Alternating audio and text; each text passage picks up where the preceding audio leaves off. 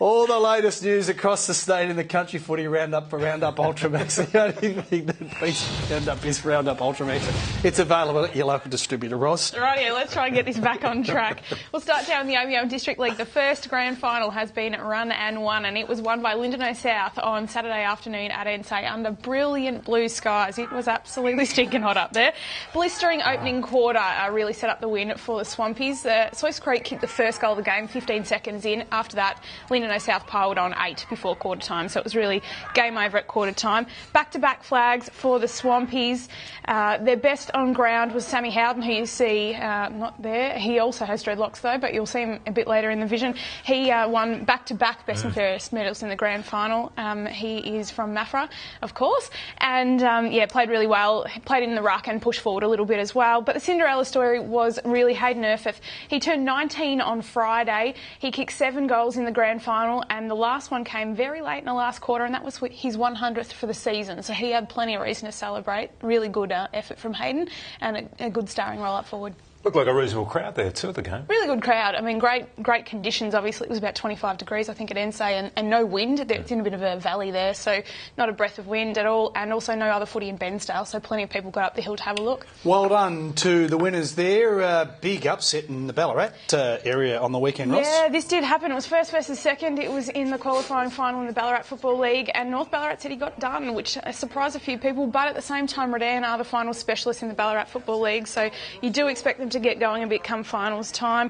North Ballarat City's double chance now obviously down the drain. They only dropped 1 match during the home and away season, but looked second rate on Saturday. Can they regroup? They've got to play Darley this weekend. Absolutely can regroup. Darley beat East Point in the elimination final on the weekend, which itself was Darley's coach said I think their best game of the year. So they're in good form as well, but North Ballarat City, you wouldn't think they'd drop 2 in a row in finals after the brilliant home and away season that they had. From Ballarat to Bendigo, and a terrific close-fought qualifying final was played on the weekend too. Yeah, very much so. Eagle Hawk went down by 4 points to the 4-time reigning premiers, Golden Square. Golden Square have been a bit up and down this season, but they sort of, again, are good in finals time. They've got plenty of experience there, but bad kicking. It's bad football, Ross. Correct. We always say that on this program. You always say that. Simon Rosa and Jack Geary were the Bulldogs' best. Centre-half forward James Bristow, who's only just come back late in the season from over in the Waffle.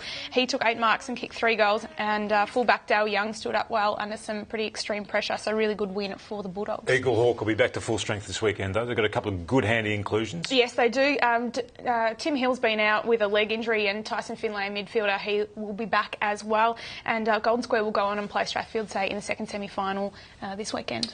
Knockout punch delivered to Acca's Mob on the weekend as well. Certainly. This is up in the Ovens and Murray League. This was the elimination final on Sunday in Wang Rovers. This was an extremely tight game, really went right to the wire, but North Albury got done in the end.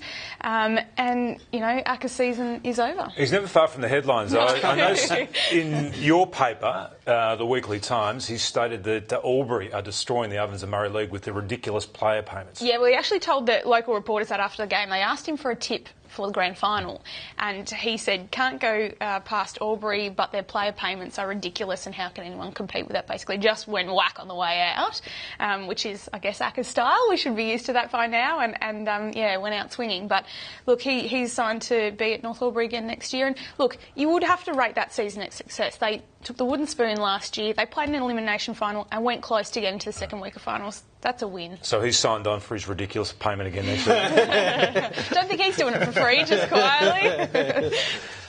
Corey Jones, the former Kangaroo, he's doing some great things in country footy in Victoria as well. Yeah, certainly did. Picked up a Feeney medal last week, the North Central League Best and Fairest. That was last Wednesday night.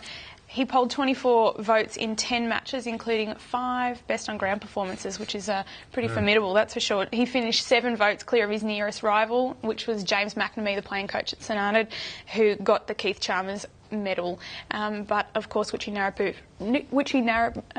out of the finals. They got knocked out last weekend, so Corey having no further part in Does it the seem season. that we now have more footballers, former AFL players, going back into country footy? It seems to be a lot more. Yeah, or is it the media coverage? Do we just know about it more? Was there much coverage of country footy 10 years ago? Perhaps not, and perhaps we just sort of didn't know about it.